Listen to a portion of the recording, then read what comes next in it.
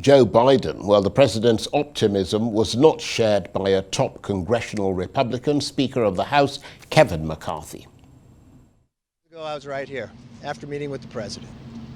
On February 1st, I came down to see him, saying let's work together in a responsible, sensible way that we can lift the debt ceiling and find a way that we can curb this increasing debt that is affecting every American family with inflation. And now 3 banks of our 4 largest banks have closed, are in a debt problem. Nothing has changed since then. The only thing that has changed is the House has raised the debt ceiling and passed the bill. That's why we had a meeting today. Everybody in this meeting reiterated the positions they were at. I didn't see any new movement. The president said the staff should get back together, but I was very clear with the president. We have now just 2 weeks to go.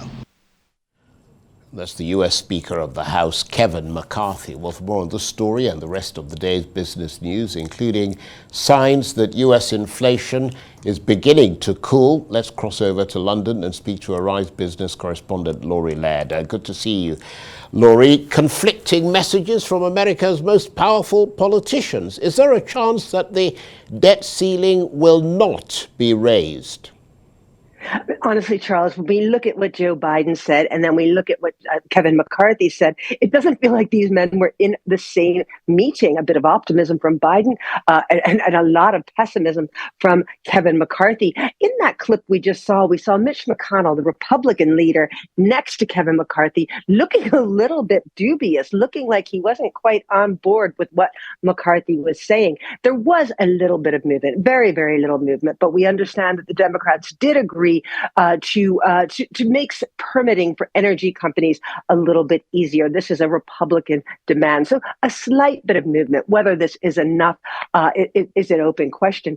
Yes, Charles, I think that we have to start to prepare for the fact that there will not be an agreement to lift the debt ceiling, not because the will isn't there amongst many members of the of Congress. And again, Mitch McConnell, the Senate Majority Leader, was looking like he understands the gravity of the situation. But I think the biggest problem here is the precarious position of Kevin McCarthy, who we saw speaking. It took him 25 votes to be elected Speaker of the House. He had to promise everything to the right wing of the Conservative or the Republican Party to get elected. And that means that his room for negotiation with the Democrats may be very limited. Just one Republican member of the House of Representatives can call for a vote of confidence in Mr. McCarthy. So it doesn't give him a whole lot of latitude to come up with an agreement. So yes, I think the odds are that a last minute agreement will be reached, but I think that we have to start preparing. I think everyone has to start preparing, including people in financial markets, for the potential that the debt ceiling will not be lifted. Well, given what you just said, Laurie, in the probable event that there isn't agreement, what happens? I mean, this is very interesting, and we've never been here before, Charles. We have no idea what would happen if the Treasury can no longer borrow. They would have to pay for all of the things the American government pays for out of cash coming in from taxes, from sales taxes, from the various bits and pieces that send money to the federal government. Now, that isn't enough to cover all of government spending. It's enough to cover about 60% of spending under most estimates. So that means the Treasury will have to decide, what do we pay for? What do we finance? Do we decide to finance Treasury debt, to pay interest on that, to pay out any Treasury debt that comes due during the time that the debt ceiling is breached? Or do we decide to pay government salaries? Do we decide to pay the military, government contractors? There'll be some very, very difficult decisions for the Treasury to make. Now, when this happened in 2011, there was some Treasury documents that leaked back then that seemed to suggest the Treasury would prioritize keeping debt payments going, that they would not default on U.S. government debt. Whether they would make the same decision this time around is very much an open question, but certainly spending will have to be cut dramatically from one day to the next. Well, all this sounds like a pretty complicated, big deal. I mean, how are the financial markets reacting to it?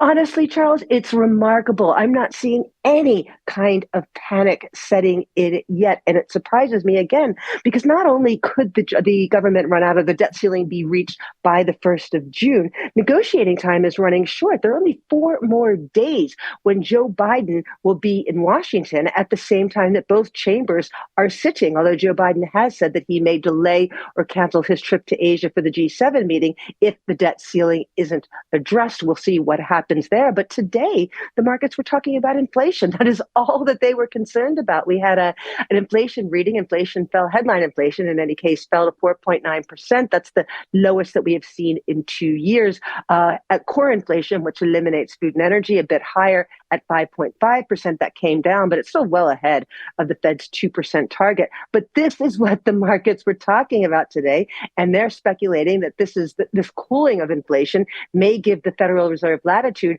to stop hiking rates. I'm a little bit concerned about that, though. Looking at some of the components of this report, the shelter category, which essentially takes into account rents and owner-occupied costs, like mortgage payments, what you would pay to live in your house if you owned it, or if you didn't own it, excuse me. That's rising at a rate of 8.1%. That's a record high. And this is such a big component of the CPI basket. The fact that this is rising so high, I think, is concerning, and it does give you food for thinking about whether it's time for the Fed to pause or not. Laurie, thanks very much indeed. Laurie Laird, Arise Business correspondent, talking to me there from London.